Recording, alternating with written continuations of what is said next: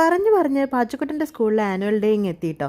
അവൻ്റെ എല്ലാ കാര്യങ്ങൾക്കും എനിക്കിത്തിരി എക്സൈറ്റ്മെൻ്റ് ഉള്ളതാണ്. പക്ഷേ ഈ ഒരു കാര്യത്തിന് ഇച്ചിരി കൂടുതൽ എക്സൈറ്റ്മെൻറ്റ് ഉണ്ടായിരുന്നു. വീട്ടിൽ നിന്ന് തന്നെ ഡ്രസ്സൊക്കെ മാറി മേക്കപ്പൊക്കെ പിന്നെ ഇവിടെ വന്നിട്ടാണ്. ഇതാ പാച്ചുൻ്റെ ബെസ്റ്റ് ഫ്രണ്ട് മിയയും വന്നിട്ടുണ്ട്.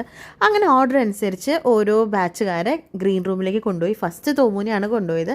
സെക്കൻഡ് ഇതാ പാച്ചുവിനെ റെഡി ആവാൻ കയറ്റിയിട്ടുണ്ട് കേട്ടോ. അപ്പോൾ പാച്ചുവിൻ്റെ മാം അവന് ചെറിയ മേക്കപ്പും കാര്യങ്ങളൊക്കെ ഇട്ട് കൊടുക്കുന്നുണ്ട്. എനിക്കാണെങ്കിൽ ഭയങ്കര ടെൻഷനായിരുന്നു. വീട്ടിൽ മുടി ചെയ്യാൻ പോലും നിൽക്കാത്ത ആളാണ്. ഇവിടെ വളരെ ഡീസൻ്റ് ആയിട്ട് നിൽക്കുന്നുണ്ട്. ആൾ ഭയങ്കര ചില്ലുമാണ്. പക്ഷെ എൻ്റെ മനസ്സിൽ തീയായിരുന്നു കേട്ടോ.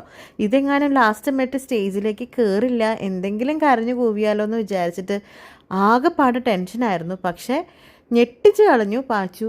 ഒരു കുഴപ്പമില്ലാണ്ട് സ്റ്റേജിൽ കയറി വലിയ തിരക്കേടില്ലാണ്ട് അവനെക്കൊണ്ട് പറ്റാവുന്ന രീതിയിലൊക്കെ അവൻ കളിച്ചു കേട്ടോ. ശരിക്കും പറഞ്ഞാൽ ഒരമ്മ എന്നുള്ള രീതിയിൽ ഏറ്റവും കൂടുതൽ ടെൻഷൻ അടിച്ചത് ഇന്നത്തെ ഒരു ദിവസമായിരിക്കും. ടെൻഷനൊക്കെ മാറി ഒന്ന് റിലാക്സായി കണ്ടുവരുമ്പോഴത്തേക്കും ഇതാ കഴിഞ്ഞു. എന്തായാലും ഞങ്ങൾ ഭയങ്കര ഹാപ്പിയായി.